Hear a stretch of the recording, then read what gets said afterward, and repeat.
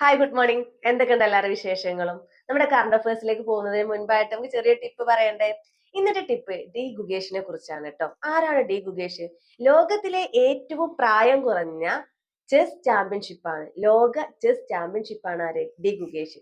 2024 ബുഡാപെസ്റ്റിൽ നടന്നിട്ടുള്ള ലോക ചെസ് ചാമ്പ്യൻഷിപ്പിൽ വിജയിയായിട്ടുള്ളത് ആരാണ്? ഡി ഗുഗേഷ് ആണ്. ഡിങ് ലിറനെ തോൽപ്പിച്ചുകൊണ്ടാണ്. എന്താണ് ഡി ഗുഗേഷിന് സംഭവിച്ചത്? അദ്ദേഹം ഒരു മത്സരത്തിൽ പങ്കെടുക്കാൻ പോയ സമയത്ത് അവിടെ ഒരു റാങ്ക് പോലും നേടാൻ കഴിയാതെ വീട്ടിലേക്ക് തിരിച്ചെത്തി. പിന്നീട് പിറ്റത്തെ ദിവസം ശീലങ്ങളൊക്കെ മാറ്റിക്കൊണ്ടാണ് തുടങ്ങിയിട്ടുണ്ടായിരുന്നത്. ഇത് അദ്ദേഹത്തിന്റെ അച്ഛൻ പറഞ്ഞ വാക്കുകളാണ് കേട്ടോ. അദ്ദേഹം രാത്രി നേരം വൈകിട്ടാണ് ഉറങ്ങാറുണ്ടായിരുന്നത്. പിന്നീട് ഉച്ചക്ക് എണീക്കും ചെയ്യും. ഈ തോൽവിക്ക് ശേഷം രാവിലെ നേരത്തെ എണീക്കുകയും രാത്രി നേരത്തെ ഉറങ്ങാനും തുടങ്ങി. എന്നും രാവിലെ സൈക്കിൾ ചവിട്ടി കുറച്ചു ദൂരം പോവുകയും അവിടെ ഉണ്ടായിരുന്ന ഒരു ടെന്നീസിൽ ജോയിൻ ചെയ്യുകയും ചെയ്തു. അങ്ങനെ ടെന്നീസ് കളിച്ചുകൊണ്ടിരിക്കുന്ന ഇടയിലാണ് പിന്നീട് കളികളൊന്നും ചെയ്യേണ്ട ഒരു കുറച്ചൊരു ഇടവേള എടുക്കാന്നൊക്കെ കരുതിയ ആള് ഫിഡെ ടൂർണമെന്റിൽ പങ്കെടുക്കുകയാണ്. ഫിഡെ ടൂർണമെന്റിൽ വിജയിക്കുകയാണ്. നമ്മുടെ വിശ്വനാഥ് ആനന്ദിനെ തോൽപ്പിച്ചുകൊണ്ടാണ് വിജയിക്കുന്നത്. അവിടെ നിന്നാണ് ഈ ലോക ചാമ്പ്യൻഷിപ്പിലേക്കുള്ള കാൽച്ചുവട് വെച്ചിട്ടുണ്ടായിരുന്നത്. ഇവിടെ ഞാൻ പറഞ്ഞു വരുന്നത്, നമ്മളിൽ എന്തെങ്കിലും തോൽവി നാം കാണുകയാണ് എന്നുണ്ടെങ്കിൽ, നമുക്ക് സ്വയം മനസ്സിലാവുകയാണെന്നുണ്ടെങ്കിൽ, അതായത് ഞാൻ ഇവിടെ തോറ്റിട്ടുണ്ട്, ഈ ഒരു കാര്യത്തിൽ ഞാൻ അത്ര വലിയ വിജയിയല്ല. എന്തുകൊണ്ട്? ഇദ്ദേഹം 1-ാം ക്ലാസ് തൊട്ട് പഠനം തുടങ്ങിയതാണ് ഇത് ചെസ്. 4-ാം ക്ലാസ് തൊട്ട് പരീക്ഷയ്ക്ക് മാത്രമാണ് പരീക്ഷയ്ക്ക് മാത്രമാണ് പോയിട്ടുണ്ടായിരുന്നത് സ്കൂളിലേക്ക്. അതുവരെ ഈ കളിയിൽ വളരെ കോൺസെൻട്രേഷൻ ചെയ്തിട്ടുണ്ടായിരുന്നു. അച്ഛനും അമ്മയും അവരുടെ ജോലിയൊക്കെ ഉപേക്ഷിച്ചിട്ട് ആണ് ഇവരുടെ ഈ ഒരു മുന്നേറ്റത്തിന് വേണ്ടിയിട്ട് തയ്യാറായിട്ടുണ്ടായിരുന്നത്. അപ്പൊ ഇത്രയും എഫേർട്ട് എടുത്ത ഒരു വ്യക്തി എന്തുകൊണ്ട് എനിക്ക് തോൽവി വന്നു എന്ന് ചിന്തിച്ചിട്ടുണ്ടായിരിക്കാം. അങ്ങനെ ആയിരിക്കാം അവരുടെ ശീലങ്ങൾ മാറ്റിയിട്ടുണ്ടായിരുന്നത്. അപ്പൊ നമ്മുടെ ജീവിതത്തിലും നമ്മൾ തോറ്റുകൊണ്ടേ ഇരിക്കുകയാണ് എന്നുണ്ടെങ്കിൽ നമ്മൾ മറ്റുള്ളവരെ അല്ല പഴിക്കേണ്ടത്, നമ്മളിലുള്ള എന്തോ ഒരു ശീലത്തെയാണ് മാറ്റേണ്ടത്. അത് നിങ്ങൾക്കറിയാം അല്ലെ? ഏറ്റവും കൂടുതൽ അറിയുന്നത് ആർക്കാണ്? നിങ്ങൾക്ക് തന്നെയാണ് എന്റെ മോശപ്പെട്ട ശീലങ്ങൾ എന്താണെന്നുള്ളത്. അപ്പൊ ആ ശീലങ്ങളൊക്കെ മാറ്റിക്കൊണ്ടാവണം നമ്മുടെ PSC പഠനത്തിലേക്കുള്ള ഓരോ ചുവടുവെപ്പും. നമ്മുടെ ആദ്യത്തെ ക്വസ്റ്റ്യനിലേക്ക് പോവാട്ടോ. ഇന്ത്യയുടെ ആദ്യ വനിതാ ലോക ചെസ് ചാമ്പ്യൻ. ഇന്ത്യയുടെ ആദ്യ വനിതാ ലോക ചെസ് ചാമ്പ്യൻ. ആദ്യമായിട്ടാണ് ഇന്ത്യയിൽ ഒരു വനിതക്ക് ലോക ചെസ് ചാമ്പ്യൻഷിപ്പ് ലഭിക്കുന്നത്. അത് ആർക്കാണെന്നാ ചോദിക്കുന്നത്? ദിവ്യ ദേശ്മുഖ്. ആർക്കാണ് ലഭിക്കുന്നത്? ദിവ്യ ദേശ്മുഖിനാണ് കേട്ടോ. മഹാരാഷ്ട്രയിലെ നാഗ്പൂർ സ്വദേശിയാണ് ദിവ്യ ദേശ്മുഖ്. എന്നാൽ 4ാമത്തെ ഗ്രാൻഡ് മാസ്റ്ററുമാണ്. സ്ത്രീകളിൽ 4ാമത്തെ ഗ്രാൻഡ് മാസ്റ്റർ ആണ്. ഈ ചെസ്സില് ഏറ്റവും ലഭിക്കുന്ന ഒരു പദവിയാണ് എന്ത്? ഗ്രാൻഡ് മാസ്റ്റർ പദവി എന്ന് പറയുന്നത്. നമ്മൾ ഡോക്ടറേറ്റ് നേടാന്നൊക്കെ പറയില്ലേ, അതേപോലെ തന്നെ ചെസ്സിൽ ഒരു ഡോക്ടറേറ്റ് നേടുന്നതാണ് എന്ത്? ഗ്രാൻഡ് മാസ്റ്റർ പദവി. ഈ ഗ്രാൻഡ് മാസ്റ്റർ പദവി ലഭിക്കണം എന്നുണ്ടെങ്കിൽ ഓരോ ടൂർണമെന്റിലും ഒരു വിജയികളെ തോൽപ്പിച്ചിട്ട് വേണം എന്ത് ചെയ്യാന് ഈ ഗ്രാൻഡ് മാസ്റ്റർ പദവി ലഭിക്കേണ്ടത്. അപ്പൊ അത് കൂടുതൽ കാര്യങ്ങൾ നമ്മുടെ ലൈവ് ക്ലാസ്സിൽ ഞാൻ ഉൾപ്പെടുത്തും. നമുക്ക് വീണ്ടും പോവാട്ടോ. ഗ്രാൻഡ് മാസ്റ്റർ പദവി നേടിയ 4ാമത്തെ വ്യക്തിയാണ്, വനിതകളിലെ 4ാമത്തെ വ്യക്തിയാണ് ആര്? ദിവ്യ ദേശ്മുഖ്. അപ്പൊ ആദ്യം ഗ്രാൻഡ് മാസ്റ്റർ പദവി നേടിയ വ്യക്തി ആരാണ്? കൊരേനു ഹംപി.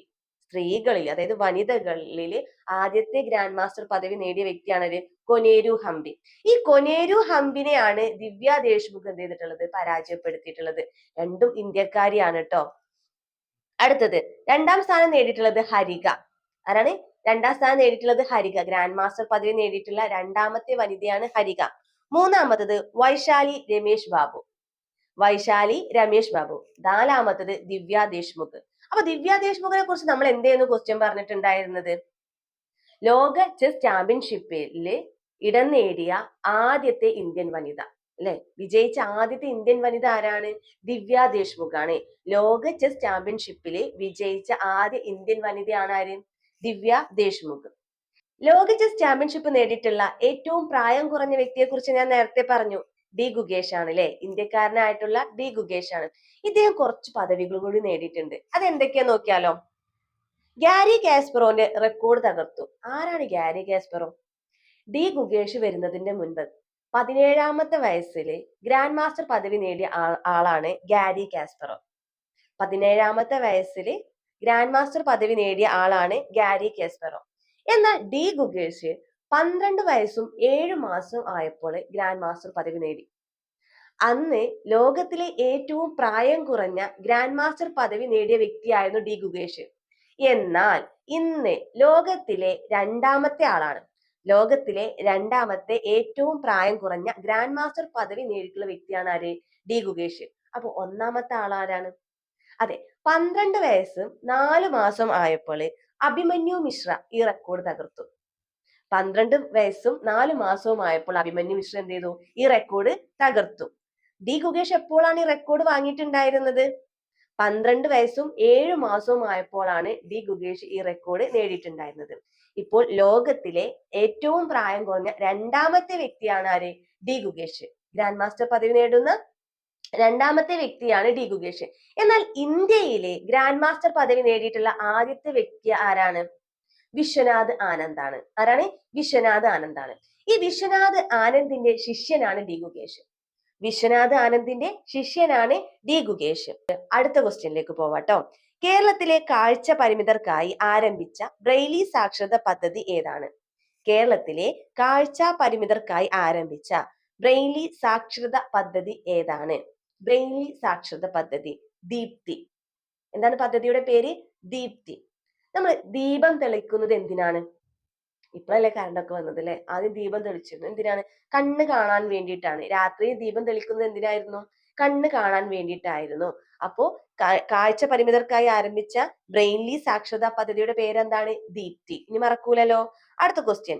ഇന്ത്യയുടെ പുതിയ ധനകാര്യ സെക്രട്ടറി ആയി 2025 മാർച്ചിൽ അധികാരത്തിലേറിയത് ആരാണ്?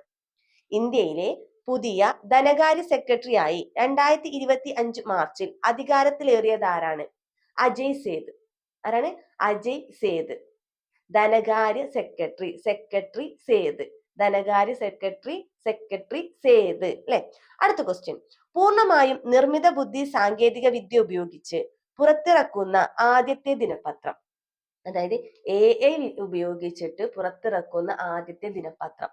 ഇത്രയും കാലമായിട്ട് പൂർണ്ണമായിട്ടും നിർമ്മിത ബുദ്ധി ഉപയോഗിച്ചിട്ട് എന്ത് ഇറക്കിയിട്ടില്ല? ഒരു പത്രം ഇറക്കിയിട്ടില്ല. എന്നാൽ ഇറക്കാൻ പോവുകയാണ് കേട്ടോ. ഇൽ ഫോഗ് ലിയോ. എന്താണ്? ഇൽ ഫോഗ് ലിയോ. കേരളത്തിലെ ആദ്യത്തെ ഹരിത റെയിൽവേ സ്റ്റേഷൻ. കേരളത്തിലെ ആദ്യത്തെ ഹരിത റെയിൽവേ സ്റ്റേഷൻ കണ്ണപുരം. എന്താണ്? കണ്ണപുരം. ഹരിതം അല്ലെ, പച്ചപ്പ് എന്നൊക്കെ പറയുന്നത് നമ്മൾ കണ്ണുകൊണ്ട് കാണുക എന്ന് പറയുന്നത് ഭയങ്കര സന്തോഷമുള്ള കാര്യമാണ് അല്ലെ. നമുക്ക് എല്ലാവർക്കും ആഗ്രഹം ഉണ്ടാവും രാവിലെ എണീക്കുമ്പോൾ പൂക്കൾ കാണാനും പച്ചപ്പ് കാണാനും പച്ചപ്പ് നിറഞ്ഞ പാടങ്ങൾ കാണാനൊക്കെ വളരെ ആഗ്രഹമുള്ള ആളുകളല്ലേ. നമ്മുടെ കണ്ണിന് കുളിർമയേക്കും അല്ലെ. അപ്പോ കേരളത്തിലെ ആദ്യത്തെ ഹരിത റെയിൽവേ സ്റ്റേഷൻ. അപ്പൊ ഒരു ട്രെയിനിൽ ഇങ്ങനെ പോകുമ്പോൾ വെറും പച്ചപ്പ് ഇങ്ങനെ കാണുകയാണെങ്കിൽ എന്ത് ഭംഗിയായിരിക്കും അല്ലെ. കണ്ണപുരം. ഏതാണ്? കണ്ണപുരം. അടുത്തത് 2026 ലോകകപ്പ് ഫുട്ബോളിന് യോഗ്യത നേടുന്ന ആദ്യത്തെ ഏഷ്യൻ രാജ്യം. ഒന്നുകൂടി. 2026 ലോകകപ്പ് ഫുട്ബോളിന് യോഗ്യത നേടുന്ന ആദ്യത്തെ ഏഷ്യൻ രാജ്യം ജപ്പാന്. ഏതാണ്? ജപ്പാന് അല്ലെ. എല്ലാ മത്സരങ്ങളിലും ജപ്പാൻ മുൻപന്തിയിലായിരിക്കുമല്ലോ. ഏതൊരു മത്സരം വന്നു കഴിഞ്ഞാലും ആദ്യം ഞങ്ങൾക്ക് നേടണം എന്ന ചിന്തയിലാണല്ലോ ജപ്പാന് പോവാറുള്ളത്. അതുകൊണ്ട് 2026 ലോകകപ്പ് ഫുട്ബോളിനും ഇവർ തന്നെ എന്ത് ചെയ്തു? ആ യോഗ്യത നേടിയിട്ടുണ്ട്. അടുത്ത ക്വസ്റ്റ്യൻ.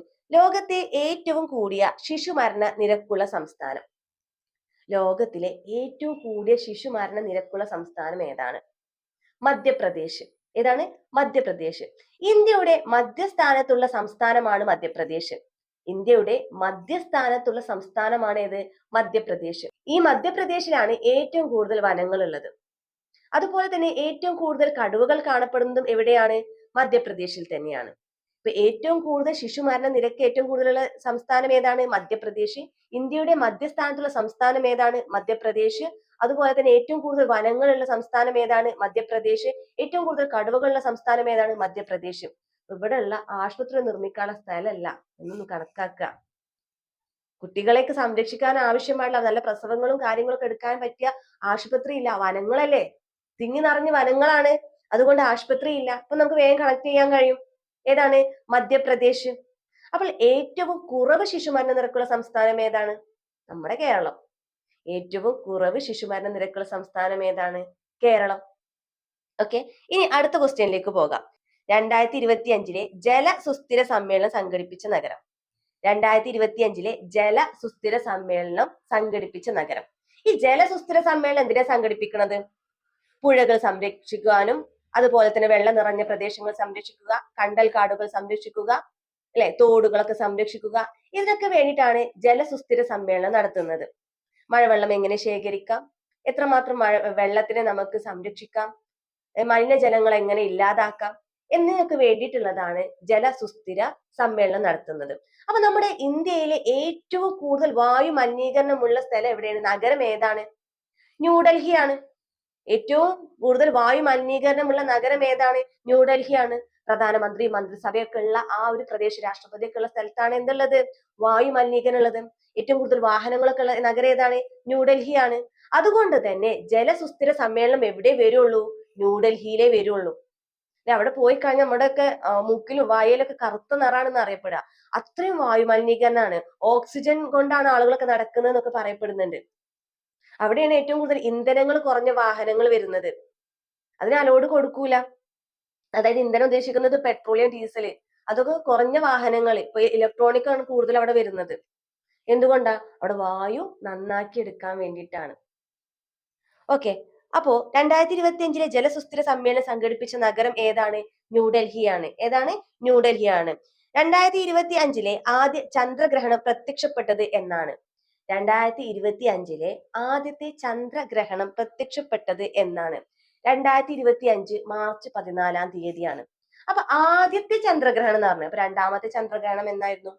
രണ്ടാമത്തെ ചന്ദ്രഗ്രഹണം സെപ്റ്റംബർ 7 ആയിരുന്നു. രണ്ടാമത്തെ ചന്ദ്രഗ്രഹണം എന്നായിരുന്നു? സെപ്റ്റംബർ 7 ആയിരുന്നു കേട്ടോ. അപ്പൊ എന്താണ് ചന്ദ്രഗ്രഹണവും എന്താണ് സൂര്യഗ്രഹണവും? നമുക്ക് ആദ്യം സൂര്യഗ്രഹണത്തിനെ കുറിച്ച് നോക്കാം. കേരളത്തിലെ ആദ്യത്തെ മുഖ്യമന്ത്രിയാണ് EMS നമ്പൂതിരിപ്പാട്. ആദ്യത്തെ മുഖ്യമന്ത്രിയാണ് ആര്? EMS നമ്പൂതിരിപ്പാട്. ആദ്യമായിട്ട് ഒരു മാർക്സിസ്റ്റ് പാർട്ടി അധികാരത്തിൽ വന്ന മന്ത്രിസഭയാണ് ഏത്? EMS നമ്പൂതിരിപ്പാടിന്റെ മന്ത്രിസഭ. അപ്പൊ മാർക്സിസ്റ്റ് പാർട്ടിയുടെ ചിഹ്നം അല്ലെങ്കിൽ അവരുടെ ഫ്ലാഗിന്റെ നിറം എന്താണ്? ചുവപ്പ് നിറമാണല്ലോ. ആദ്യം നമ്മൾ ഒരു ദിവസം തുടങ്ങുമ്പോൾ ആദ്യം നമ്മളെ തേടി വരുന്നത് ആരാണ്? സൂര്യനല്ലേ. ആദ്യം തേടി വരുന്നത് ആരാണ്? സൂര്യനാണ്. അതേപോലെ തന്നെ മാർക്സിസ്റ്റ് പാർട്ടിയുടെ ആ ഒരു ഫ്ലാഗിന്റെ നിറം എന്താണ്? ചുവപ്പ് നിറമാണ്. സൂര്യന്റെ നിറവും ചുവപ്പ് നിറമാണ്. ഞാൻ എന്തിനാണ് ഇതൊക്കെ കൊണ്ടുവന്നത്? ആദ്യത്തെ മുഖ്യമന്ത്രി EMS നമ്പൂതിരിപ്പാടാണ്. അതിലെ EMS എന്നെടുക്കാം. എങ്ങനെ? കോഡാണ്. E എന്ന് പറയുന്നത് എർത്ത്, M എന്ന് പറയുന്നത് മൂണ്, S എന്ന് പറയുന്നത് സണ്ണ്. ഭൂമിയും ചന്ദ്രനും സൂര്യനും ഒരേ രേഖയിൽ വരുമ്പോഴാണ് സൂര്യഗ്രഹണം ഉണ്ടാകുന്നത്. EMS, എർത്ത്, മൂണ്, സണ്ണ് ഇവ ഒരേ രേഖയിൽ വരുമ്പോഴാണ് സൂര്യഗ്രഹണം ഉണ്ടാകുന്നത്. എന്നാൽ ചന്ദ്രഗ്രഹണമാണെന്നെങ്കിലോ MES. ചന്ദ്രഗ്രഹണമാണെന്നുണ്ടെങ്കിൽ MES ആണ്. MES Moon, earth, sun.